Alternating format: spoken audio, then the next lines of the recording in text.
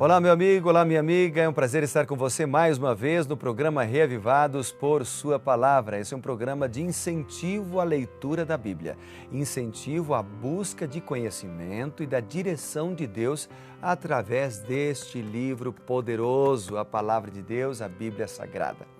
Um grande abraço a você da TV Novo Tempo, canal da Esperança, onde quer que você esteja nesse momento, saindo para o trabalho, acordando agora, tomando o seu de jejum, enfim. Você que mora na cidade ou no sítio, no interior, um grande abraço para você. Um grande abraço para você também que nos acompanha pela internet, pelo canal do YouTube. Você que ainda não nos acompanha, eu quero convidá-lo para você acessar o canal do youtube.com/Reavivados por Sua Palavra NT.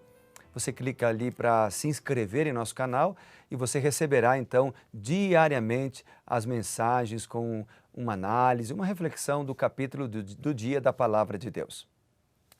Eu já falei aqui, mas não custa lembrar de que esta é apenas uma reflexão, não é um sermão, não é uma análise profunda, exegética, mas é uma reflexão daquilo que Deus tem falado comigo ao ler o capítulo. Claro, a gente às vezes dá uma analisada no capítulo e tal, mas o que eu quero dizer com isso é que você pode abrir a Bíblia Sagrada, fazer uma oração, conversar com Deus e dizer: Senhor, fala comigo através da Escritura, eu quero ouvir a Tua voz.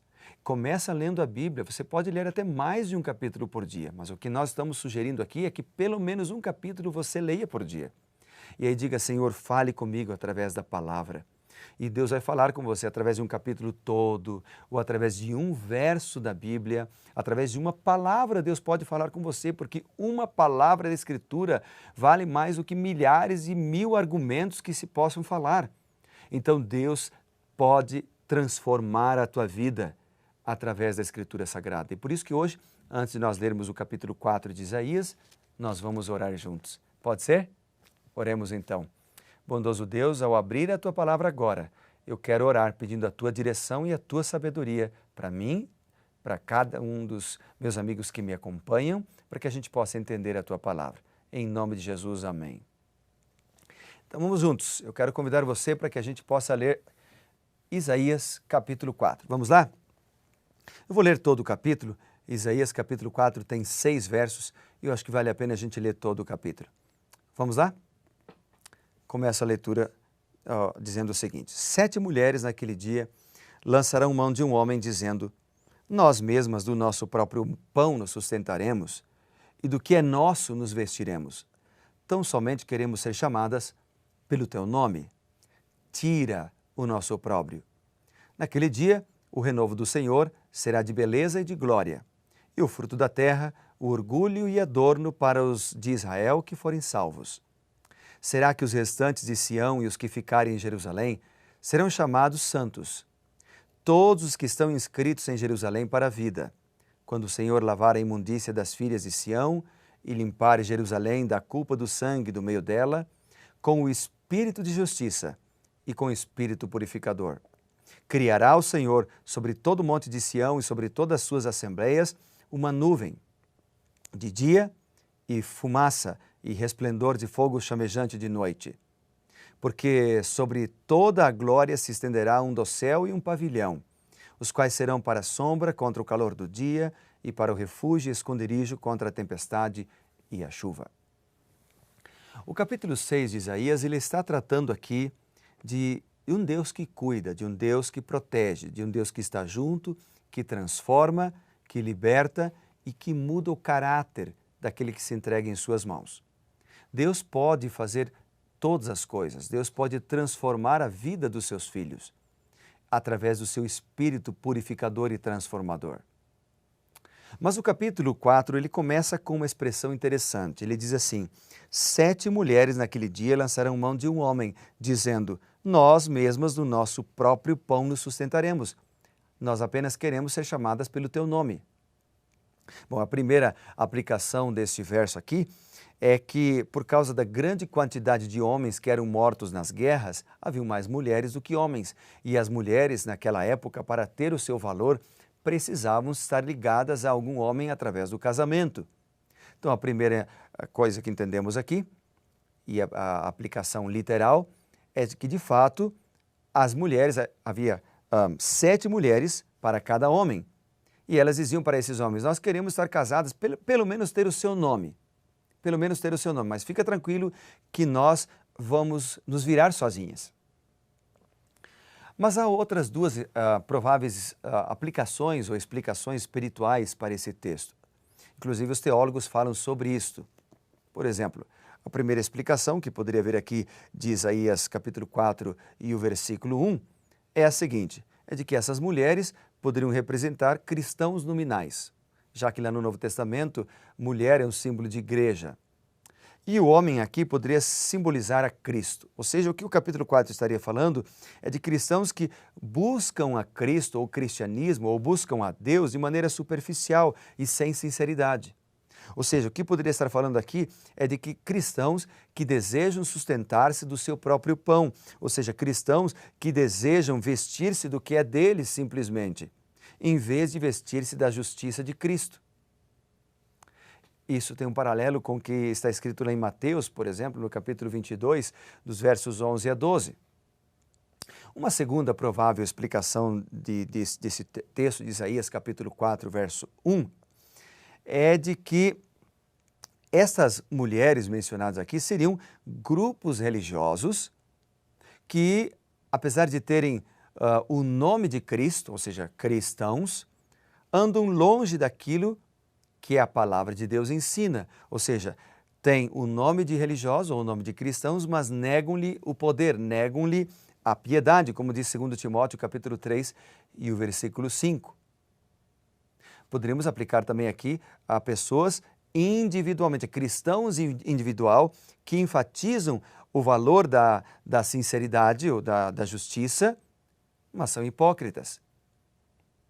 Ou seja, querem ter o nome de Cristo, ou até são chamados de cristãos, mas não vivem os princípios do cristianismo, vivem uma vida de autossuficiência. Sabe o que é isso? É aquela pessoa que ela diz que é cristão, mas os princípios do cristianismo, do amor, da bondade, da fidelidade, da honestidade, né, da obediência, do respeito, do domínio próprio, da mansidão, da longanimidade, né, esses princípios e outros são deixados de lado. A pessoa então é amarga, é violenta, é crítica, é uma pessoa rancorosa, é uma pessoa que não é fiel, desonesta, corrupta, mas ela é chamada de cristã. Então ela quer até ter o nome de Cristo, mas não vive os princípios de Cristo. Talvez podemos aplicar esse capítulo 4, verso 1 desta maneira. E no Novo Testamento, Jesus combate muitas vezes a hipocrisia por parte dos líderes da igreja, dizendo que eles deveriam viver o que eles ensinavam. Mas outro verso que me chamou a atenção aqui, nesse capítulo 4, é, por exemplo, o verso 2. Ele diz, o renovo do Senhor, uma referência a Cristo, ao Messias, à esperança do povo. Cristo é minha esperança, é a tua esperança. Depois do verso 3, ele fala dos restantes. Por mais que todo mundo esteja longe dos caminhos de Deus, sempre há um restante. Ou a Bíblia também chama de remanescente, aqueles que permanecem fiéis ao Senhor. E você e eu podemos fazer partes do grupo de remanescente. Deus nos chama a fazer parte do remanescente, sendo pessoas fiéis, entregando nossa vida ao Senhor a cada dia. Eu quero fazer parte do grupo de remanescente fiel dos restantes. Você quer? Um outro verso que me chamou a atenção aqui no capítulo 4 é quando ele fala o seguinte, que esses restantes, né, esses fiéis, eles serão inscritos em Jerusalém para a vida. Há vários capítulos na Bíblia que falam do livro da vida onde está escrito o nome dos que aceitam a Jesus.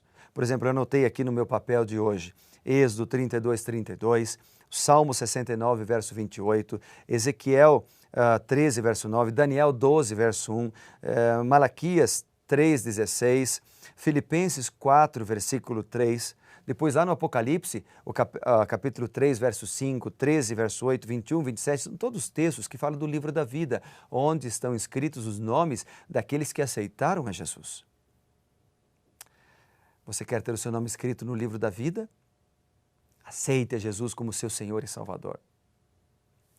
Outro verso que me chamou a atenção aqui também, no capítulo 4, ele fala do espírito de justiça que é um espírito purificador. E daí o verso 5 complementa, diz, criará o Senhor. Deus é criador e através do espírito de justiça, Ele purifica em nossa vida e cria em nós um novo caráter.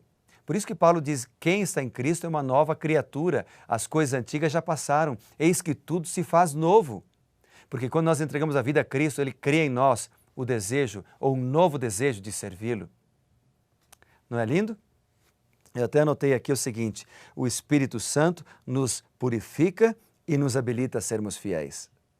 Anotei aqui também que Deus é criador, Ele provê direção, Ele provê segurança, Ele provê certeza, Ele provê paz. E anotei aqui que Ele está sempre conosco para nos abençoar, para nos proteger. Ele é o purificador. Cabe a você, cabe a mim escolhermos. Quem seremos nós? Quem seremos nós? Cristãos nominais apenas, que apenas queremos ter o nome de cristãos? Ou cristãos fiéis, que amam a Jesus, que se relacionam com Ele dia a dia, através da oração e da leitura da Bíblia? A escolha está em suas mãos, está em minhas mãos.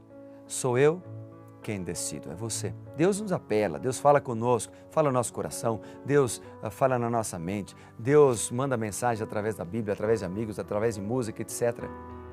Mas somos nós quem decidimos. E por isso eu quero orar por você hoje, pedindo que Deus te ajude a tomar a decisão certa. Se você tem andado longe do Senhor, volte, entregue sua vida a Cristo. Se você ainda não tem estudado a Bíblia, tome a decisão hoje de estudar a Bíblia. Vamos fazer isso? Posso orar por você por isso? Vamos lá. Bondoso Deus e Pai, eu quero orar de maneira muito especial pelos meus amigos que tomaram a sua decisão de ser cristãos fiéis, entregar a vida ao Senhor Jesus. Ele pode, através do seu Santo Espírito, nos purificar, nos renovar, nos transformar. Por isso eu oro agora por mim e pelos meus amigos. Entrego a vida deles e a minha nas mãos do Senhor nesse momento, em nome do Senhor Jesus Cristo. Amém. Que Deus te abençoe, meu amigo, que Deus te use sempre e lembre-se, seja reavivado por sua palavra.